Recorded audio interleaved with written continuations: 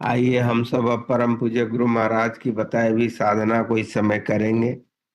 अगर कोई नए भाई बहन बैठे हों, नए साधक बैठे हों, तो उनके लिए क्रिया बतला दी जा रही है।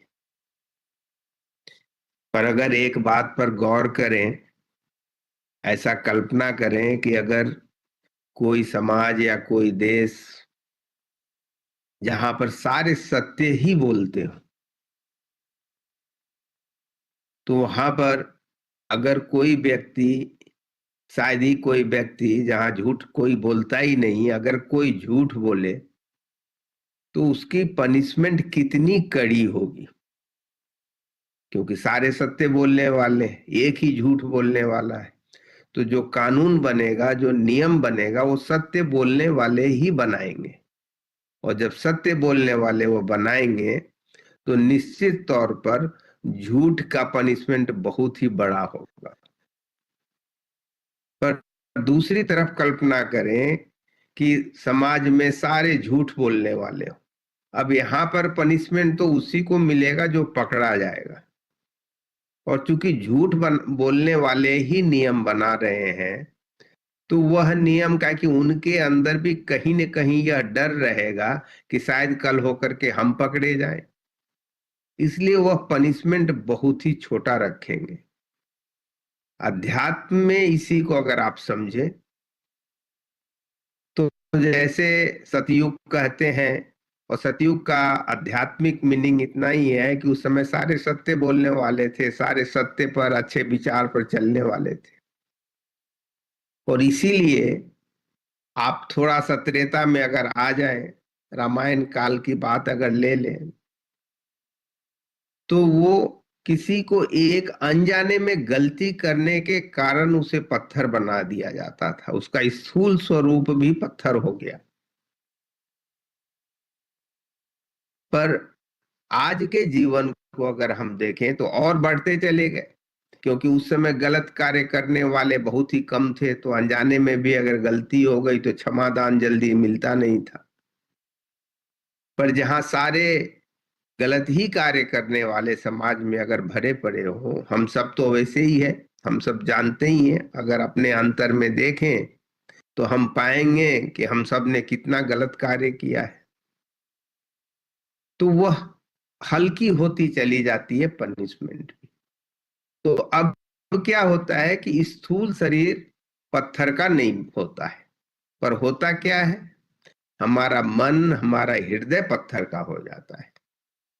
उन गलत कर्म संस्कारों के कारण हमारा जो मन है, हमारा जो हृदय है, हमारी सोचने विचारने की जो शक्ति है, वह एक तरह से पाषाण हो जाती है। रिजिड, पाषाण में क्या होता है, रिजिडिटी आ जाती है, जहां पर हम अपने आप को ही सही मानते हैं, बाकी सारे गलत हो। वह रिजिडिटी आ गई, वह उसी को तो पाषाण कहेंगे। अब होता क्या है, जैसे त्रेता युग में राम के चरण कमल से, श्री राम के चरण कमल से वह पत्थर रूपी शरीर जीवित हो जाता है, उसी प्रकार आजकल के युग में अगर समर्थ गुरु के चरण कमल जिसके हृदय से लग जाए, जिसके मन से लग जाए, वह कोमल हो जाता है। पर जिस प्रकार से उस समय के चरण लगने के लिए कितनी तपस्या करनी पड़ी, समर्थ गुरु ने, हमारे समर्थ गुरु ने, परम पूज्य गुरु महाराज ने उसको बहुत ही आसान बना दिया है। पर हम स्वयं ही विचार करें कि वास्तव में हम इतना भी कर पाए हैं कि उनके वास्तव में चरण रज हमारे हृदय से, हमारे मस्तिष्क से लग जाए। शायद हम सब इतना भी नहीं कर पाए कि वह इतना प्रसन्न हो जाए कि हमारे पत्थर रूपी हृदय को कोमल बना दे। पर इसी के लिए उन्होंने ऐसी साधना प्रदान की है जिसे वास्तव में विश्वास पूर्वक अगर हम सही ढंग से अपने जीवन में उतार लें, उनकी याद में रहे, तो शायद हम इस काबिल हो जाए कि उनके चरण रज हमारे मस्त मस्तिष्क से, हमारे हृदय से लग जाए, तभी वास्तव में उसका महत्व है। चाहे हम जितनी बार स्थूल शरीरों का दर्शन कर लें, उनके चरण रज को माथे से लगा लें, पर अगर वह हमारे मस्तिष्क तक नहीं पहुंची, हमारे हृदय तक नहीं पहुंची, तो वास्तव में उसका कितना लाभ होगा, आप खुद ही विचार कर सकते हैं। उसी साधना को करने के लिए हम सब इस समय बैठे।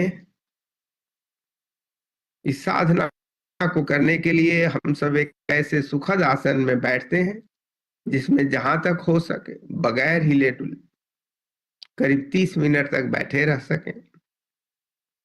जहां तक हो सके मेरुदंड सीधी रखें, नेत्र हल्के से ऐसे बंद करें जैसे सोते वक्त। इस विश्वास के साथ बैठें कि हम साक्षात परमात्मा के समक्ष बैठ रहे हैं।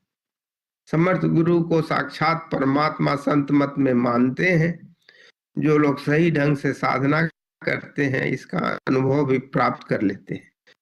और वो यही होता है, उनके चरण रज आपके हृदय से, आपके मस्तिष्क से लग जाता है, आपके अंदर कोमलता आ जाती है, और भी कई तरह से पता अनुभव हो जाता है। सत्संग की 2 प्रार्थनाएं भी होती हैं। जिन लोगों को पता है, प्रेम पूर्वक मधुर स्वर में परम पूज्य गुरु महाराज को निवेदन करें, नहीं तो शुरू से ही ध्यान की क्रिया में लग जाए। ध्यान का क्षेत्र हमारा हृदय क्षेत्र होता है। प्रार्थना समाप्त हो जाएगी, ध्यान चलता रहेगा। जब संकेत किया जाए तब हम सब ध्यान बंद करेंगे और अंत के गीत के बाद अपने नेत्रों को खोलना उचित रहेगा।